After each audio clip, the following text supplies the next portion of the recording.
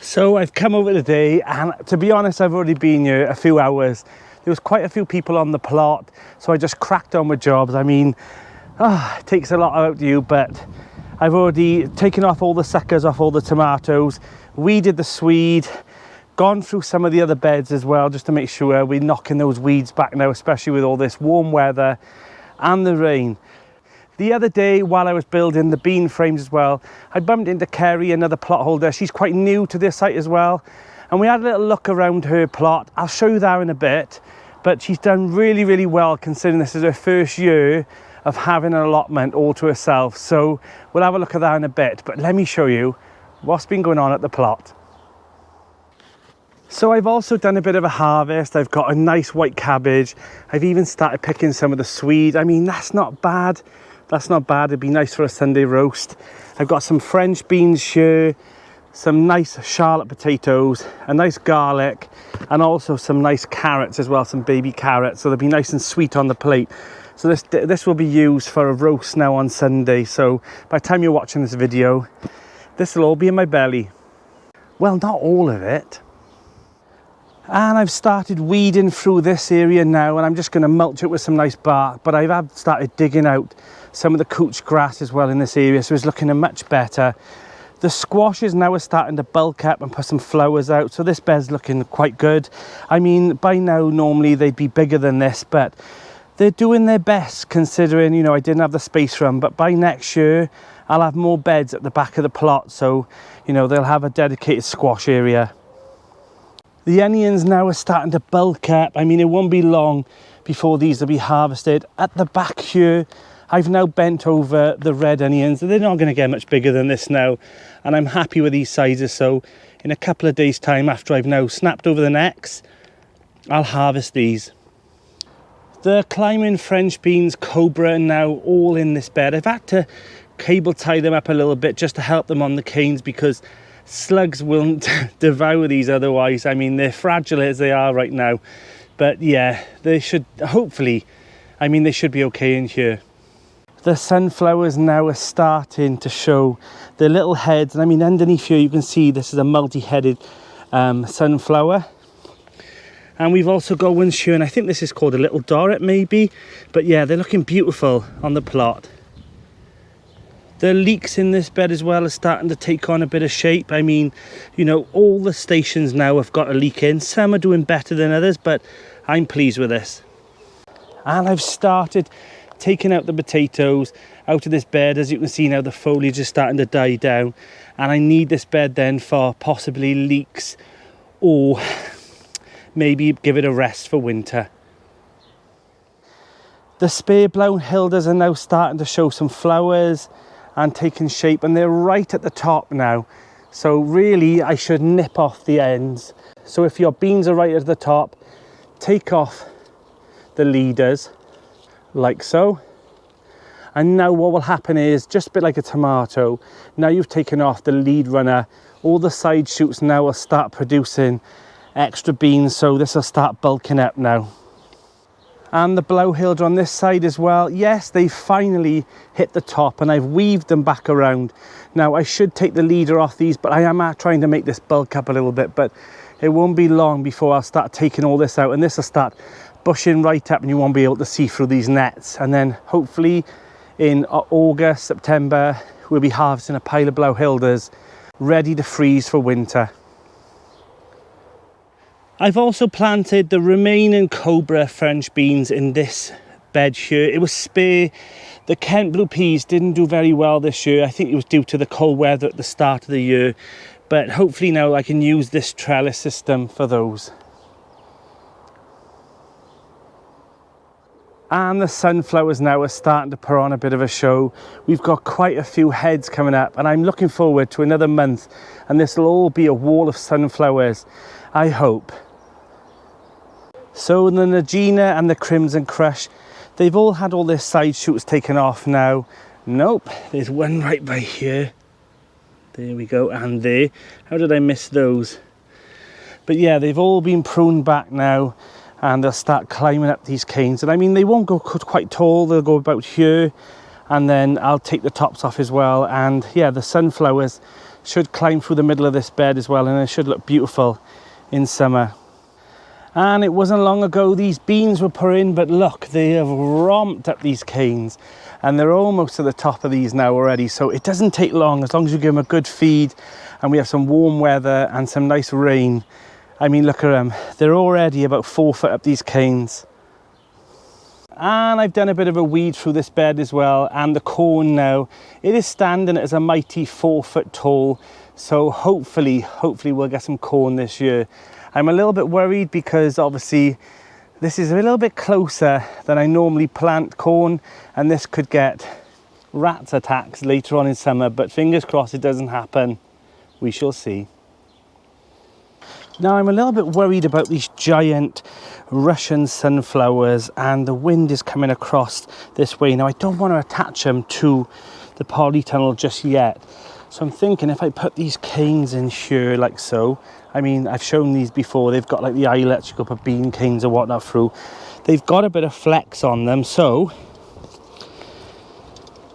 I'm hoping that these will kind of give it a little bit of stability for now. So just to keep it from snapping, because I don't want this to snap. I want this to go quite tall, but I don't want to tie it to the frame. I want to actually build a nice structure on the side of this polytunnel and support it all the way up, but that's not for today. And I'm kind of excited because I know this sounds really sad, but you'll kind of understand. I found my first runner bean, so I'm really happy with this because it means that it won't be long before runner beans are on their way. So let me show you what happened the other day when I was building up the bean structure, and then I'll take you over and we'll have a look around Carrie's plot and show you what can be done with a new plot. And honestly, I think she's done really well. Hi, Care. Ooh, what have you got? My camera's on though, is that okay? What's in the cart? Do you want to show us? You can be on my. Do you want to be on my channel? Yay! We like guests, don't we? Ooh, what have we got? Oh wow! Are these thornless blackberries? No, it's like raspberries. Yeah. So I got about 4 different. Wasn't you supposed to bring them down a while ago? Yeah, just a bit. And I might have accidentally bought a couple of new raspberries from Costco by accident. Nice. Got my peas that are going to be ready to go in finally. Ooh, your melons. Yep. They're looking better than my ones. I was going to say, do you want some of them ones? Yes. And I got 4 butternut squash. I got some peppers. Wow. There is a loofah.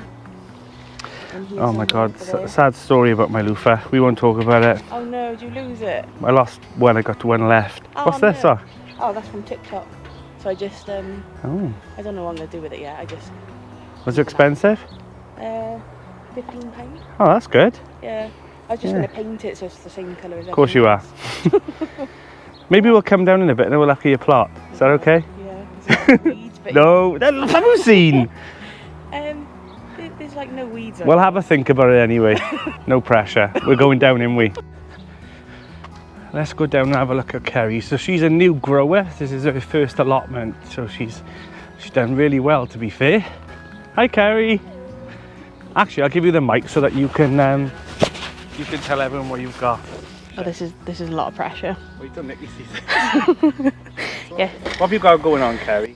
So this was initially the bean bed. I did have yard-long beans in there, but they didn't go so well. So I've just put in those baby pumpkins. Yeah. So just put those in now and doing what you said to do them up the triangle thing.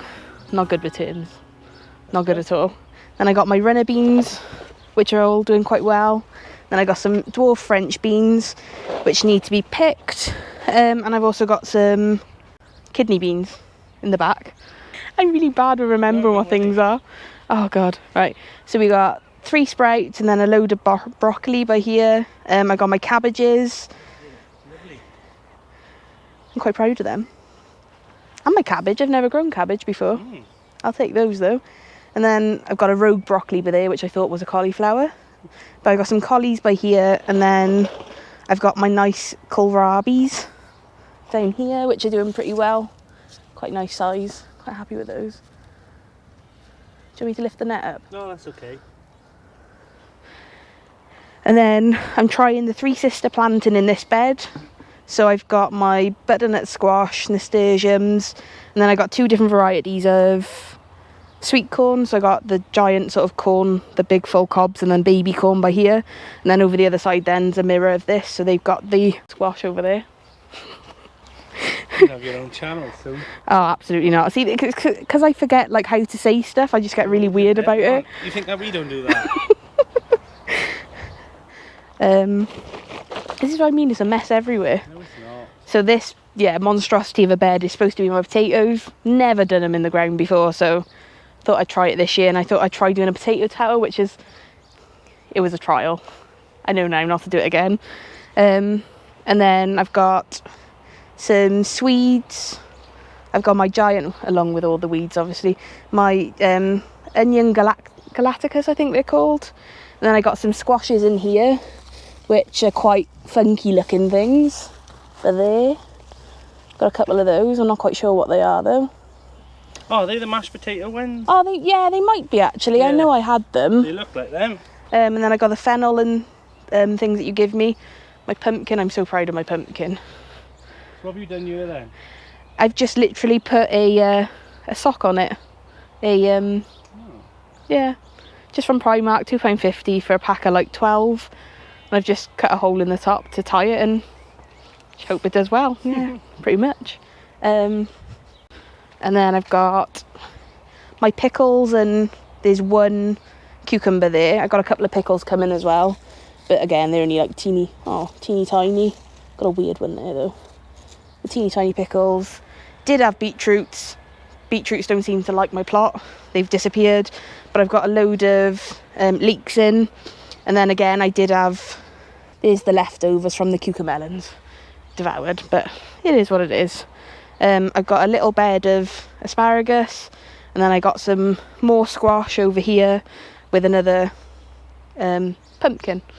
So yeah, it's not doing too bad. Oh, look at that fruit tree though. I know, I love it. Definitely needs a trim, but yeah. This is going to be the fruit corner, and I'm going to do it with all those raised beds as well. So I just think it's going to be easier to maintain and manage. And I am contemplating getting rid of that smaller one. So I just think one's more than enough. Oh, well, thanks for letting us come and have a look around, Claire. We'll be back in a couple of months to see how you get on. No pressure. Hasn't she done well for a first year? Honestly, I think she's done so well. And speaking of new plot holders who I think are doing absolutely fantastic, let me show you my neighbour's plot. If you remember my neighbour's plot last year, you know, obviously it went into disrepair a bit, and I mean, he has flipped this plot around, so fair play. I mean, look how lovely this plot looks now. I mean, this lettuce here, beetroot, the onions and shallots are almost done. There's a few herb beds, the beans. I mean, he's got quite a few potatoes in, and also some broccolis, and he's got some garlic and some sunflowers at the back. But I mean, considering this plot was left for a year, I think he's done pretty well. So a little update on, remember the pumpkin plants that self-sown in here? So this was compost that I took out of my old compost bin, and I did actually compost a few squashes and pumpkins. Well, look at this. You can see that there's been a bit of cross-pollination, unless you can tell me what this is. But yeah, I'm going to keep them anyway because I think they look really cool. But there's quite a few in here that look like they've cross-pollinated, unless you know there's a different variety for this, but I think this is a cross-pollination. But they all seem to be half yellow and half green. Now, I'm not going to eat them because if you are saving seed from pumpkins and squash, be mindful that they can become toxic, so you don't actually get the true variety that you actually would have planted the year before and saved seed. So I wouldn't advise you to eat those. Buy new seed for pumpkins and squashes, but they're a bit of fun. We'll see what they turn into in the end, but we'll see. I've also done a huge weeding inside the fruit cage. I mean, those Coltsfoot that I talk about all the time, I mean, they're an absolute nightmare. You can see them here, and I just pulled them out, but there were so many that have spread in this area, which is quite strange. because this used to be the old Polytunnel. Now, believe it or not, this fruit cage is the same size as my old Polytunnel, exactly the same square foot. And we never had any Coltsfoot in here. Maybe it was because I was walking on there a lot more and there was a lot of traffic. But for some reason, now, Coltsfoot has got into here as well. So if you've ever heard of Coltsfoot or you know how to get rid of it, please let me know, because it's an absolute nightmare. I mean, don't get me wrong, it is easy to pull out, but it does keep coming back over and over again. So I'd like to have a solution for that Coltsfoot. So let me know if you've got any suggestions in the comments. But I've had a good clean out here, and I've also got this, and I think this is like a fake, I think someone says like a fake strawberry or fake sort of something. I don't know. I've never had this before on other plots. So let me know what this is in the comments and how I can get rid of it, because this also sends runners out, and I mean, I've got quite a bit of it on this area of the plot, and every year I pull it all out and it comes back. Yeah, let me know what to do. So I think it's time that I take out the remaining potatoes in this bed. Now, you will never get all the potatoes out. You'll think you will, and there will always be volunteer potatoes, but I like doing some Charlotte potatoes in this bed year after year, and then I'm hoping to get all these out, and then I might plant this up with leeks, because I need a place for my leeks for this year. I mean, I've got one bed over there with one variety, but I've got quite a few leeks, so this could be a solution for the leeks. So let's have a look what's in the bed. I mean, a nice potato reveal, who doesn't love that? I'm not expecting massive amounts, because I actually made a mistake this year of not digging this bed, and halfway down it's quite hard clay, and I want to actually dig that through this year and get a little bit more lighter for future years. But I've already taken out quite a lot in here, so I'm not expecting massive harvests, but let's have a look. But yeah, as you go down about 8 inches, it's thick clay soil, so that's a plan for next year. Remind me if I forget.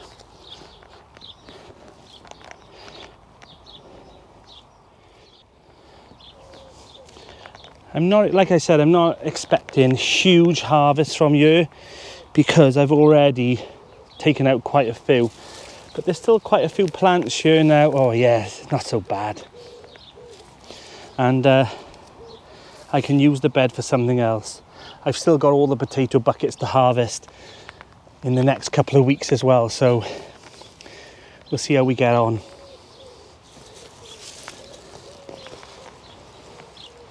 Now, they're not huge potatoes in here, but they're okay. We've got, oh yes, I speak too soon.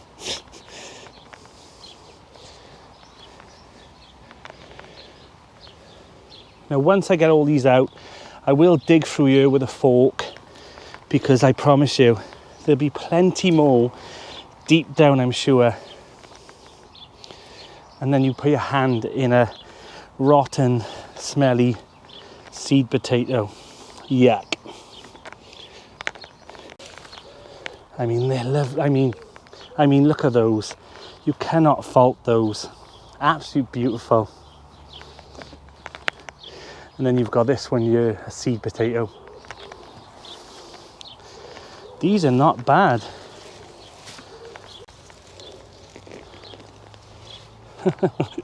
Wow. So this is more productive over this side than the other side, which is interesting. I think it's because it goes deeper here. So that is a lesson for next year, is that it was probably growing on hard soil, and we have had quite a dry spring. So yeah, definitely a learning curve for next year, to dig this through and make sure that it's quite nice soil underneath.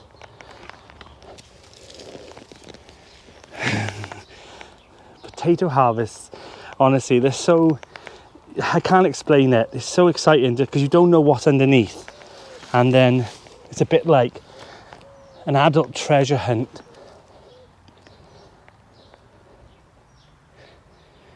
Now, some people leave some in the soil. I don't do that, because vermin might go down and dig them out, or slugs.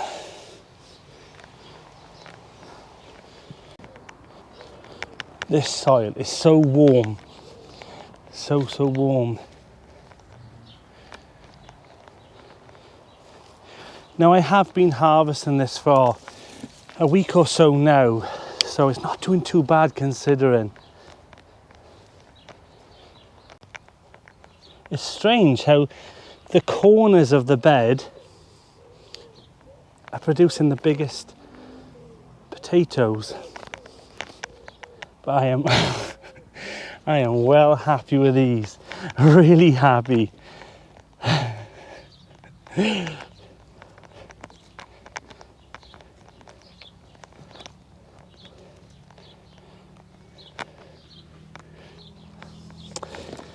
Not bad. So I've probably harvested about the same as that. So I've had a crate full of new potatoes out of this bed. So I'm pleased with that.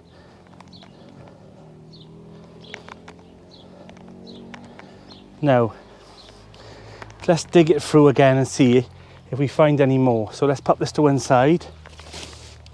Let's go get a fork.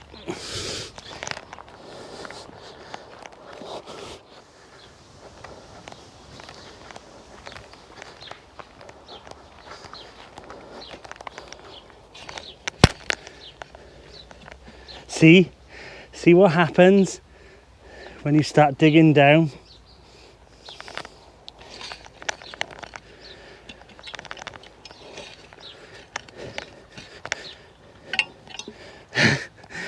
I mean, I told you, you think you've got them all, and you start taking out a lot more.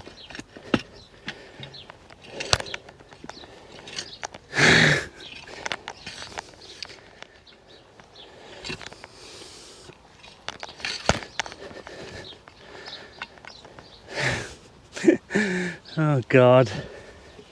Now if I wouldn't have dug this through, these would probably overwinter, and then I'd end up having more seed potatoes in this bed than I wanted.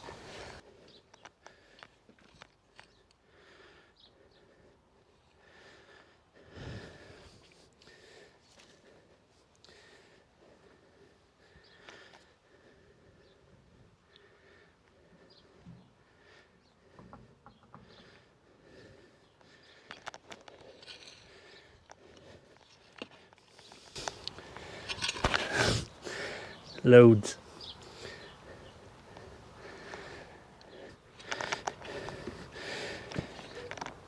So, just by doing one little dig, look how many more potatoes I dug out after I was sure there was no more potatoes in this bed.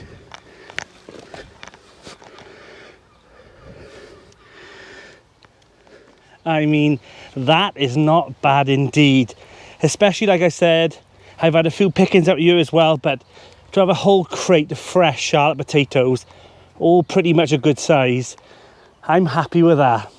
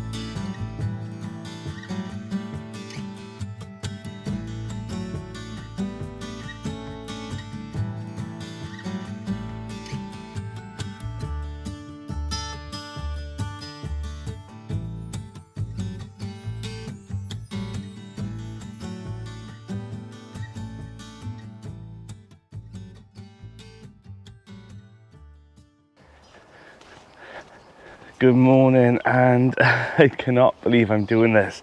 It's actually 6:30 a.m. and it's at 15 degrees already. So today we're going to hit peaks of 28, 29, degrees. So I thought before I go to work, before I even start my day, I'm going to give everything a good water so that it's really hydrated, because yeah, and I'm a little bit worried about the polytunnel, so I want to give that extra water in as well. So yeah, let's get this done. Because the last thing you want after you've had a nice dose of heat is all your plants to fry and crisp, because you've worked really hard to keep them to this stage. So yeah, make sure that they are well watered. I didn't want to do it last night because I prefer to do morning watering. What do you usually do? Do you normally water in the morning or in the evening? A lot of people do the evening because it's after work, but I find that if you do that, you're leaving the soil quite wet and encouraging the slugs to crawl all over that wet soil and eat your plants. So I try and do it in the morning, so by the time it gets to evening time, it's absorbed most of that and the top layer of your soil is dry again. But yeah, well, how do you do it?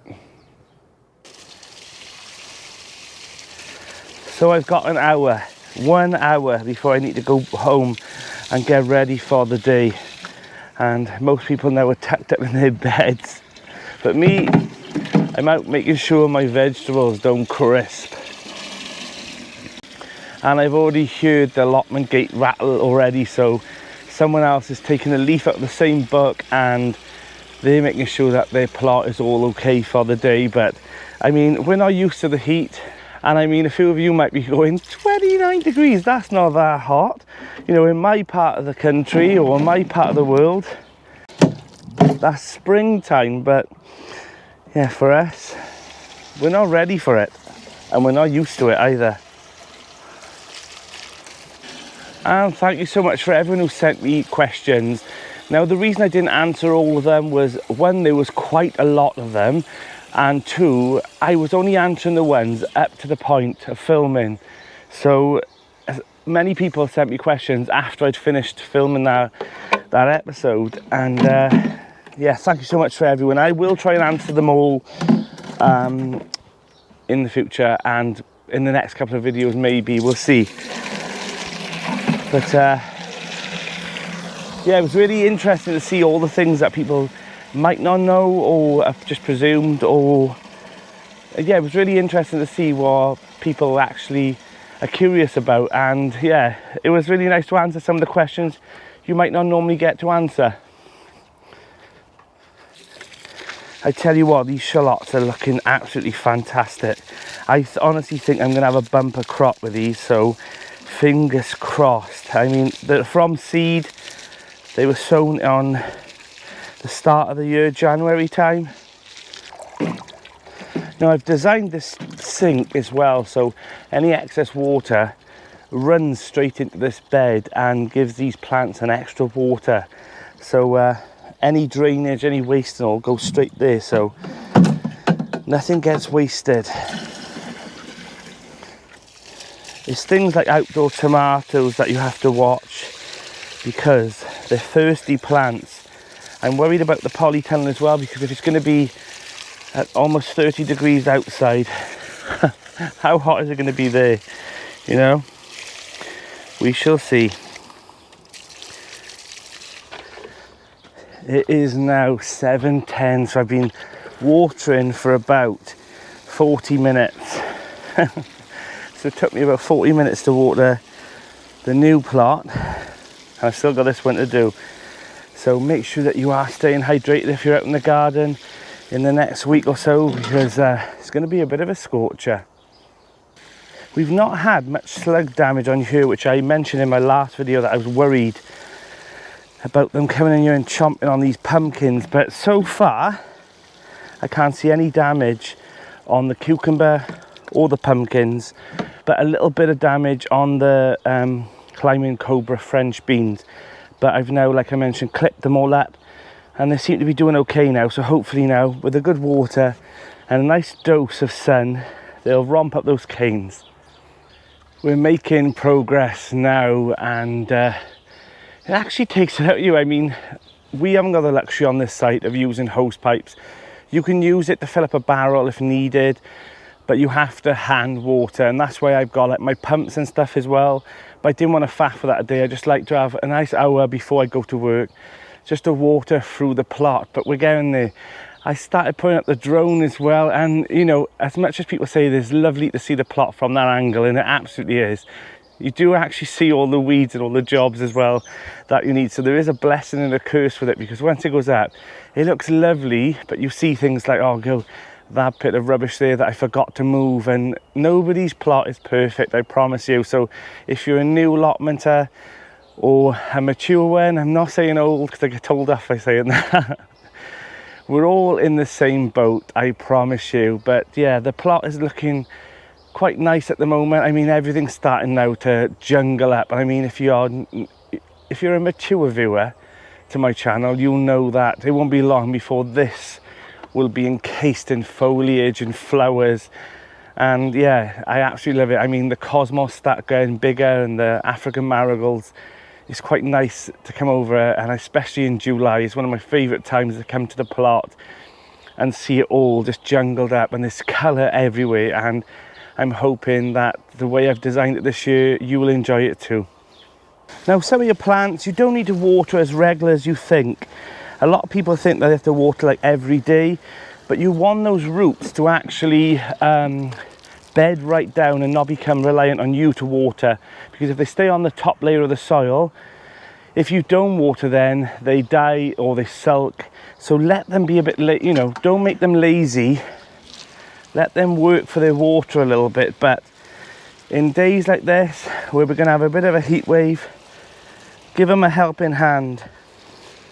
But mulch your beds, make sure the soil's not so bare, and they should be okay. I'm Danny, and this is Grow Up.